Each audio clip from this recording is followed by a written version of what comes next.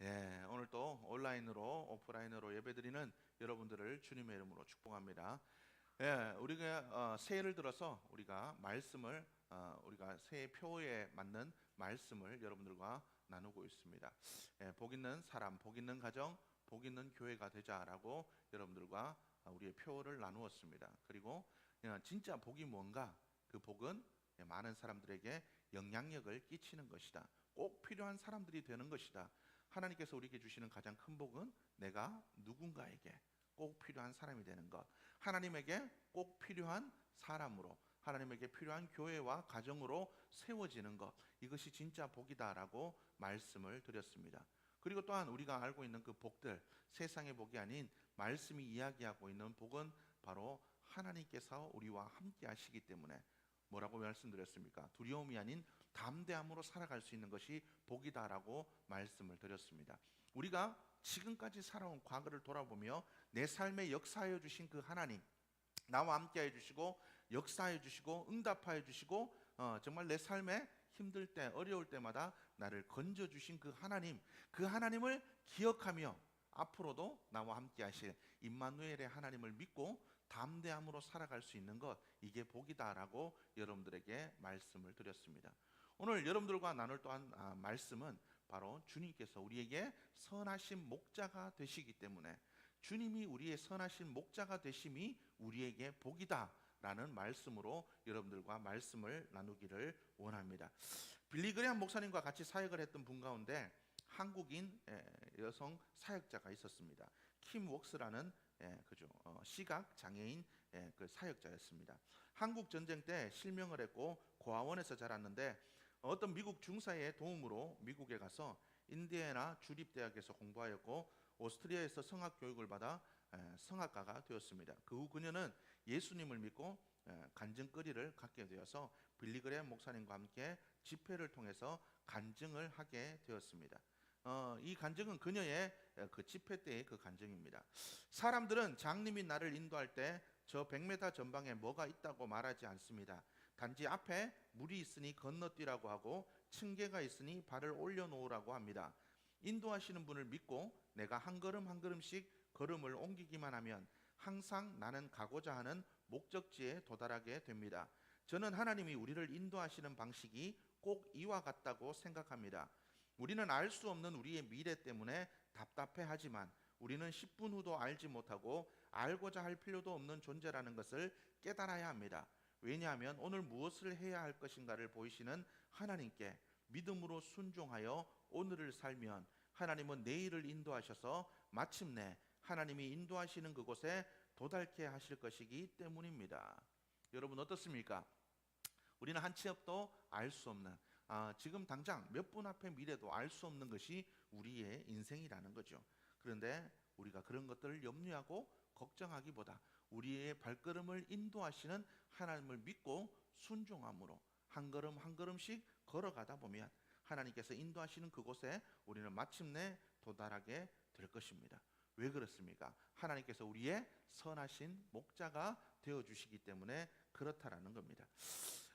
성경에서 이야기하기를 가나안은 젖과 꿀이 흐르는 땅이다 이렇게 표현을 하고 있습니다. 근데 정작 이스라엘 백성들이 가나안 땅을 들어갔을 때 과연 젖과 꿀이 흐르는 땅이라고 생각되었을까요? 쉽게 말하면 이집트의 그 평야지대가, 곡창지대가 가나안 땅보다 훨씬 더 아름다웠을 겁니다. 실제로 하나님께서 주시겠다고 약속하신 가나안 땅보다 바사랑 옥, 그죠? 시온 왕, 시온 땅이나 바산의 그 땅들이 훨씬 더 아름답다라는 거죠.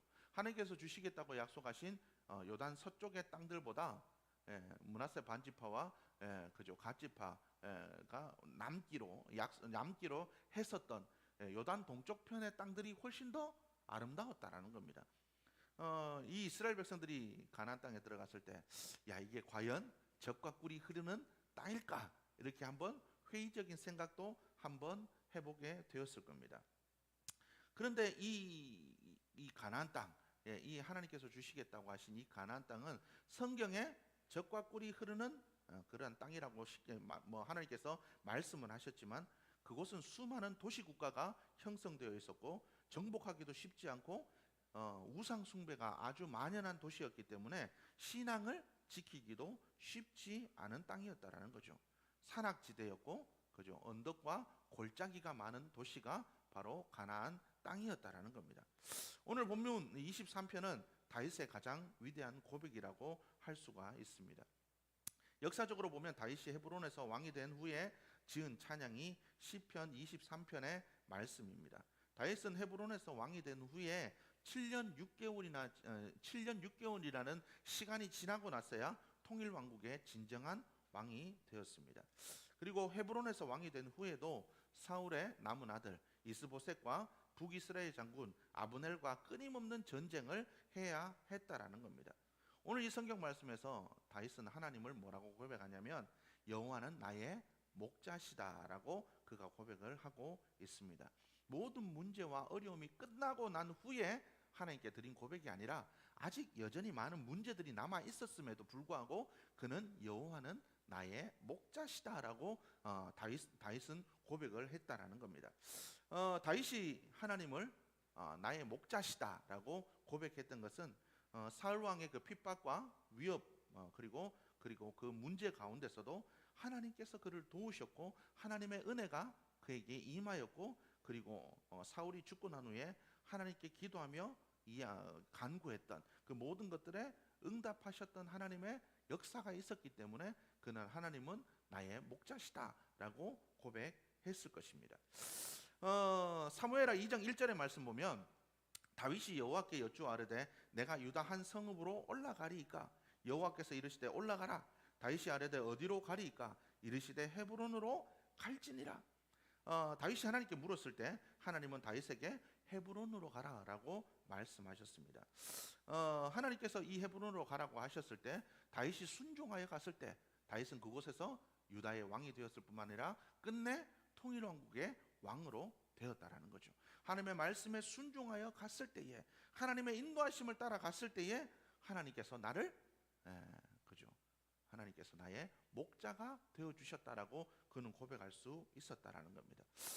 우리의 삶들에도 이런 고백이 있기를 원합니다. 여호와는 나의 목자시니 내게 부족함이 없으리로다. 여러분들의 모든 삶이 하나님의 인도하심에 순종하는 삶이 되기를 주님의 이름으로 축복합니다.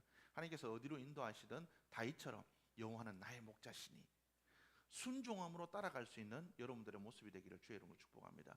여호와는 나의 목자시니 순종함으로 다윗이 하나님을 따라갔을 때 다윗은 그 뒤에 고백이 그 뒤에 나오는 다윗의 고백이 굉장히 놀라운 고백입니다. 여호와는 나의 목자시니 내가 부족함이 없으리로다. 영어 성경에 보면 이렇게 나와 있습니다. The Lord is my shepherd, I shall not be in want라고 성경은 기록하고 있습니다. 여호와는 나의 목자신 내게 부족함이 없다라고 우리 말 성경은 이렇게 번역해 있습니다. 그런데 영어 성경은 뭐라고 얘기하냐면 더 이상 원하는 것이 없습니다. 더 이상 원하는 것이 없습니다라고 고백하고 있다라는 겁니다. 하나님께서 나의 목자가 되시기 때문에 원하는 바가 없습니다. 이렇게 고백하고 있다라는 겁니다. 우리가 그런 얘기하죠. 우리가 어떤 좋은 것을 만나고 경험했을 때, 야, 진짜 원도 없다. 우리가 좋은 음식을 먹었을 때, 야, 원도 없이 먹었다. 우리가 원도 없이 먹었다. 더 이상 원하는 것이 없다. 이것은 무엇을 의미합니까? 만족했을 때 이런 고백이 나온다라는 겁니다.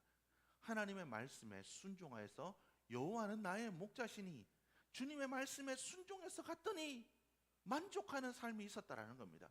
부족함이 없었다라는 겁니다. 그렇기 때문에 더 이상 원하는 것이 없다. 내 마음에 바라는 것이 없다. 하나님께서 내 바라는 모든 것들을 만족할 만큼 충분하게 이루어 주셨기 때문에 나는 더 이상 원하는 것이 없다라고 다윗은 고백할 수 있었다라는 겁니다.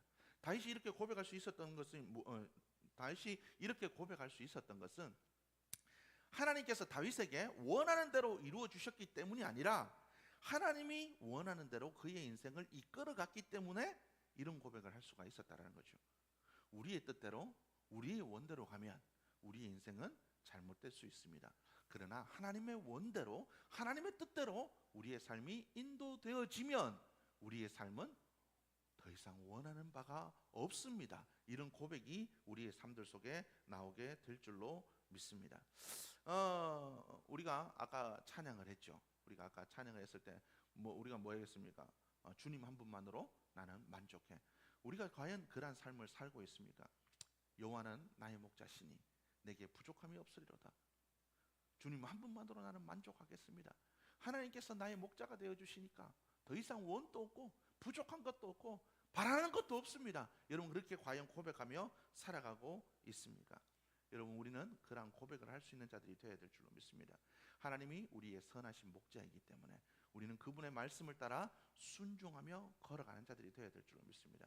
때로는 그 길이 좁고 험한 길이 될 수도 있고 때로는 그 길이 부족한 길이 될 수도 있습니다. 그러나 목자는 누구보다도 더 양에게 필요한 것들을 잘 알고 있는 사람이 목자입니다. 양에게 가장 필요한 풀이 어디에서 자라고 양에게 먹일 물이 어디에 있는지를 잘 아는 바로 그 사람이 목자인 것입니다. 마찬가지로 하나님께서 우리의 목자가 되신다는 것은 바로 그런 것입니다. 우리에게 제일 필요한 것이 무엇이고 우리에게 있어야 될 것이 무엇인지 잘 아는 분, 그분이 하나님이시기 때문에 우리는 그분의 말씀에 순종하여 걸어가기만 하면 우리의 삶들은 더 이상 원하는 바가 없습니다. 다윗처럼 이러한 믿음의 고백을 하게 될 줄로 믿습니다. 이러한 믿음의 고백들을 하게 될 때에 어떻습니까? 우리의 삶들은 하나님 앞에 믿음의 고백을 올릴 수가 있습니다. 다윗이 시편 23편에서 고백하죠. 내가 사망의 음침한 골짜기를 다닐지라도 해받음을 두려워하지 않는다. 사망의 음침한 골짜기에서도 해를 당하지 않는다라는 것은 바로 하나님에 대한 뭐가 신뢰가 있기 때문에 이런 고백을 할 수가 있었다라는 거죠. 우리가 이런 믿음에 하나님에 대한 신뢰가 없으면 이런 고백을 할 수가 없다라는 겁니다. 누가복음 17장 7절에서 10절의 말씀 보면 신실한 종에 대한 이야기가 나옵니다. 하루 종일 밭에 나가 일을 하고 돌아왔는데 주인이 쉬라고 하지 않죠. 계속해서 주인의 시중을 듭니다. 그런데도 칭찬을 받지 않죠. 왜 그렇습니까? 마땅히 해야 될 일을 했기 때문에 그렇다라고 성경은 기록하고 있습니다. 그런데 어떻게 이 종이 이렇게 신실할 수 있었냐라는 거죠. 신실함이라는 단어에 faithful이라는 영어 단어는 믿음이라는 faith라는 단어에서 나온 겁니다. 믿기 때문에 신뢰할 수 있다라는 거죠. 주인의 일을 하는 것이 나의 삶의 최선이라는 것을 알고 있고 최선이라는 것을 믿었기 때문에 신실하게 살아갈 수가 있었다라는 겁니다. 신실함은 환경이나 처지, 내가 어떤 대우를 받느냐에 좌우되는 것이 아니라 믿음에 관계되는 것입니다. 하나님의 신실함을 믿을 때에 우리의 삶은 변하게 될 줄로 믿습니다.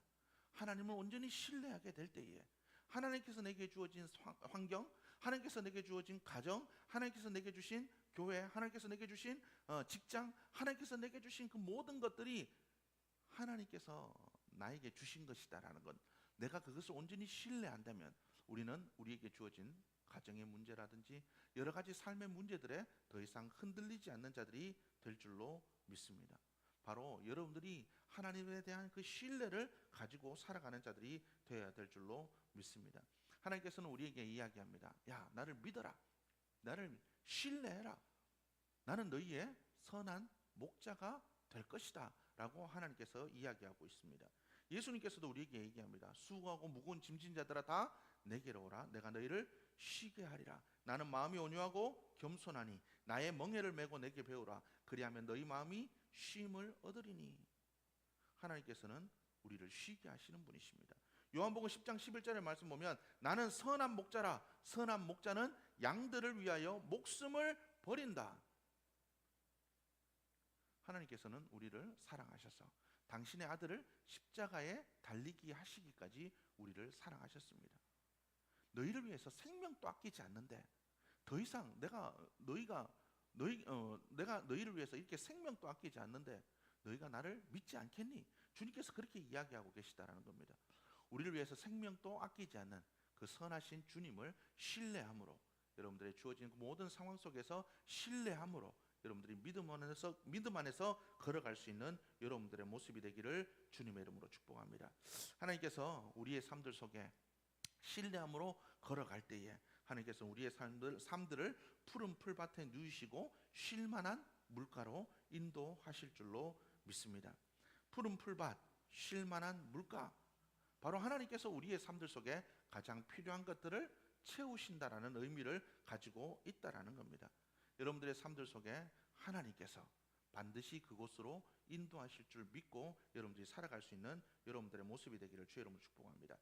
영어 문법을 배울 때 사역동사라는 게 있습니다. 사역동사, make, have, let과 같이 뭐뭐 하도록 시키다라는 그러한 단어를 사역동사라고 합니다. 하나님께서 우리를 푸른 초장과 쉴만한 물가로 인도하신다. 여기서 주어는 하나님이십니다. 우리의 의지가 아니라 하나님의 의지라는 거죠. 우리가 푸른 풀밭에 누울 수 있는 것, 잔잔한 물가로 인도함을 받아서 목을 축일 수 있는 것, 이것은 우리의 의지가 아니라 하나님의 의지라는 겁니다. 하나님이 그렇게 인도하셔야만 우리는 푸른 초장에 누울 수 있고 쉴만한 물가에서 목을 축일 수가 있다라는 겁니다. 여러분, 우리의 의지로 움직이는 것이 아니라 하나님의 의지로 움직일 때에, 하나님의 뜻대로 움직일 때에 우리의 삶은 쉴만한 물가, 푸른 초장으로 우리의 삶이 인도되어질 줄로 믿습니다. 여러분들이 왜 순종해야 되냐? 그것이 바로 하나님의 의지에 따라 살아갈 때에 우리의 삶이 푸른 초장, 쉴만한 물가로 인도되어지기 때문에 그렇다라는 것, 여러분들 이것을 기억할 수 있기를 주님의 이름으로 축복합니다. 또한 시편 23편 4절의 말씀 보면 하나님께서 우리의 삶을 지키실 때 뭘로? 주의 지팡이와 막대기로 우리를 안위하시나이다라고 성경 기록하고 있습니다. 여기서 지팡이와 막대기는 쓰임이 좀 다릅니다. 이스라엘 목동들은 지팡이와 막대기를 두 개를 들고 다니는데 막대기는 쉽게 말하면 그냥 일반 막대기입니다. 이것으로는 뭐를 하느냐? 늑대나 곰이 나타났을 때 양을 채워가려고 할 때 이 막대기를 들고 휘둘러서 싸우는 용도로 쓰이는 겁니다. 그리고 지팡이는 우리나라 지팡이 같이 끝이 꼬부라진 그런 것들을 지팡이라고 합니다. 이 지팡이는 뭐냐면 어떤 때 사용되냐면 양들이 위험한 곳으로 가려고 할 때 목자가 그것으로 이 지팡이로 양의 다리를 걸어서 잡아당깁니다. 그러면 더 위험한 곳으로 가지 않도록 양이 그렇죠? 그곳으로 못 가도록 넘어지도록 만드는 것이 이 지팡이라는 겁니다. 때로는 이 지팡이로 당기다 보면 양이 넘어질 뿐만 아니라 다리가 다치고 부러지는 경우도 있다고 합니다. 그러나 이스라엘의 그 목초지는 우리나라처럼 이런 완전 평야지대나 뭐 우리가 알고 있는 그런 목가적인 풍경, 그런 푸른 초장이라 그래서 굉장히 넓게 펼쳐진 평야지대가 아니라 언덕 같은 장소입니다. 그렇기 때문에 그 언덕에서 잘못하면 굴러 떨어질 수가 있다라는 거죠. 양은 시각이 약해서 잘못 걸어가면 그죠, 떨어질 수도 있기 때문에 목동들은 항상 이 지팡이로 양들을 감시하고 있다가 위험한 곳으로 가면 혹시 떨어지는 그런 낭떠러지 같은 곳으로 가게 되면 양들의 발을 걸어 넘어뜨린다라는 겁니다. 바로 하나님께서 우리에게 이런 지팡이와 막대기로 우리를 안위하신다라는 겁니다. 우리의 삶들 속에서 우리가 잘못 걸어가고 있을 때 이 하나님께서 이 지팡이로 우리를 걸어 넘어뜨리기도 하고, 우리의 삶에 우리가 대적하지 못하는 그 대적들이 닥칠 때 이 지팡이로 하나님께서 대신 싸워주시기도 한다라는 겁니다. 하나님께서 우리에 앞서 싸우시고 우리를 잘못된 길로 걸어가지 않게 만드시기 때문에 우리는 사망의 음침한 골짜기로 다닐지라도 두려워하지 않을 수가 있다라는 겁니다. 바로 하나님께서 왜 이런 일들을 하시냐? 하나님께서 왜 이런 일들을 하시냐? 그것은 바로 내 영혼을 소생시키시고 자기 이름을 위하여 의의 길로 인도하시는도다. 하나님께서는 바로 당신의 그 이름을 위하여서 우리를 세워주시는 분이십니다. 출애굽기 32장의 말씀 보면 이런 말씀이 있습니다. 32장 11절에서 14절 말씀 보면 모세가 그의 하나님 여호와께 구하여 이르되 여호와여 어찌하여 그 큰 권능과 강한 손으로 애굽 땅에서 인도하여 내신 주의 백성에게 진노하시나이까? 어찌하여 애굽 사람들이 이르기를 여호와가 자기 백성을 산에서 죽이고 지면에서 진멸하려는 악한 의도로 인도해 내었다고 말하게 하시려 하나이까? 주의 맹렬한 노를 그치시고 뜻을 돌이키사 주의 백성에게 이 화를 내리지 마옵소서. 주의 종 아브라함과 이삭과 이스라엘을 기억하소서. 주께서 그들을 위하여 주를 가리켜 맹세하여 이르시기를 내가 너희의 자손을 하늘의 별처럼 많게 하고 내가 허락한 이 온 땅을 너희의 자손에게 주어 영원한 기업이 되게 하리라 하셨나이다. 여호와께서 뜻을 돌이키사 말씀하신 화를 그 백성에게 내리지 아니하시니라. 이 말씀은 모세가 시내산에 올라가서 하나님의 그 십계명을 받을 때입니다. 하나님의 계명들을 받고 내려올 때 진영에서 금송아지를 만들어서 하나님께서 진노하셨습니다. 내가 이 백성을 다 진멸하고 너로 새로운 민족을 일으키겠다 하나님께서 말씀하셨을 때 모세가 이스라엘 백성들을 위해서 중보한 내용입니다. 거기서 뭐라고 얘기하냐면 하나님, 당신이 이 백성을 애굽에서 구원하여 내신 이유가 이곳에서 진멸하게 하기 위해서 당신의 백성을 인도하여 내었다라고 하면 하나님의 이름이 뭐가 됩니까? 하나님의 명예가 땅에 추락하지 않겠습니까? 하나님, 당신의 이름을 위하여서도 그러시면 안 됩니다 라고 이 모세가 하나님께 기도했다라는 거죠. 하나님께서 이 모세의 기도를 듣고 이스라엘 백성들을 용서하십니다. 모세는 아마 그런 마음이 있었을 겁니다. 원수들과 적들에게 우리가 욕을 얻어먹는 건 괜찮습니다. 잘못한 짓을 했으니까요. 우리가 나쁜 짓을 했으니까요. 하나님을 배신하고 금송아지 만들고 우상을 세우고 우리가 잘못된 길을 걸어갔기 때문에 진멸되는 건 당연한 이야기입니다. 그러나 그러한 일들로 인해서 하나님이 욕을 얻어먹는 것, 하나님의 이름이 땅에 떨어지는 것, 이건 원하지 않습니다 라고 기도했다라는 거죠. 바로 우리의 삶들에 하나님께서 함께해 주시는 그 이유는 바로 그런 것입니다. 하나님의 이름이 망령되이 일컬음을 받지 않으시기 위하여서 우리의 삶을 돌보신다라는 겁니다. 여러분들 이 사실을 여러분들이 기억하시기를 주님의 이름으로 축복합니다. 하나님은 당신의 이름을 위하여서 또 당신의 이름뿐만 아니라 우리를 사랑하시기 때문에 하나님께서는 우리의 삶에 선하신 목자가 되어 주십니다. 우리가 잘못된 길로 걸어갈 때 당신의 지팡이와 막대기로 우리를 지키시는 하나님이십니다. 하나님께서 우리의 주님이심을 우리가 온전히 신뢰하고 우리의 목자이심을 온전히 신뢰하고 믿음으로 하나님의 말씀에 순종하여 걸어갈 때에 우리의 삶들은 다윗처럼 하나님, 우리의 삶들 속에 더 원하는 바도 바라는 바도 없습니다. 주님 한 분만으로 만족합니다. 내게 부족함이 없습니다. 우리가 이렇게 고백하는 삶이 될 줄로 믿습니다. 여러분, 그러한 삶을 살아갈 수 있는 복 있는 믿음의 모습이 되기를 주님의 이름으로 축복합니다. 믿음은 장차 올 것에 대한 믿음이 아닙니다. 지금 걸어가고 있는 이 길이 하나님이 인도하시는 길이다 믿고 순종함으로 걸어가는 것, 그것이 믿음이 아닐까 생각합니다. 믿음은 장차 다가올 결과를 우리가 알기 때문에, 물론 그런 것도 있죠. 성경에서 우리의 앞날에 대해서 승리할 것이다 라고 이야기한 것들, 말씀한 것들, 하나님의 약속을 믿고 걸어가는 것이기 때문일 수도 있습니다. 그러나 지금 나와 함께 하시는 하나님, 지금 나와 함께 하시는 하나님이 나를 잘못 걸어가게 하지 않으시고, 지금 나와 함께 걸어가는 그 하나님께서 나를 지키시고, 지금 나와 함께 걸어가는 그 하나님께서 승리의 길로 걸어가게 하셔서 마침내 소원의 항구로 인도하실 것을 믿기 때문에 우리는 그 길을 걸어가는 것이 아닐까 생각합니다. 여러분, 이번 한 주간 또 하나님께서 우리의 선하신 목자가 되심을 온전히 신뢰하시기를 주님의 이름으로 축복합니다. 하나님께서 우리의 선하신 목자가 되심이 우리의 삶의 진정한 복입니다. 그분이 우리의 삶의 진정한 목자가 되실 때 그분의 말씀에 순종하여 사망의 음침한 골짜기라도 주저하지 않고 따라갈 때에 주의 지팡이와 막대기가 나를 안위하시고, 주님께서 나를 푸른 초장과 쉴만한 물가로 인도하시고, 마침내 하나님 그곳에서 하나님 당신으로 인해서 내가 만족합니다. 더 이상 원하는 바도 바라는 바도 없는 하나님 참으로 만족하는 삶입니다. 고백하는 삶이 될 줄로 믿습니다. 이번 한 주간도 선하신 목자 되신 주님과 이번 한 주간도 함께 동행하며 걸어가시는 그 주님의 말씀에 순종하여 걸어가시는 여러분들의 모습이 되기를 주님의 이름으로 축복합니다. 기도하시겠습니다. 하나님 감사합니다. 이 시간도 저희를 불러주셔서 예배하게 하시니 감사합니다. 오늘 들은 말씀대로 선하신 목자 되신 그 주님의 말씀에 순종하여서 하나님 우리가 믿음으로 그 길을 걸어갈 때에 하나님께서 우리의 삶을 정말 푸른 초장 쉴만한 물가로 인도하심으로 하나님 정말 다윗의 고백처럼 여호와는 나의 목자시니 내가 부족함이 없으리로다.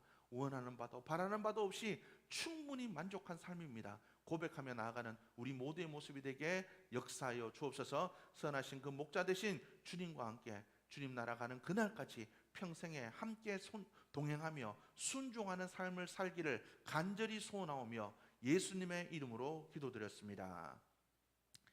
우리 이 시간 다 함께 자리에서 일어나셔서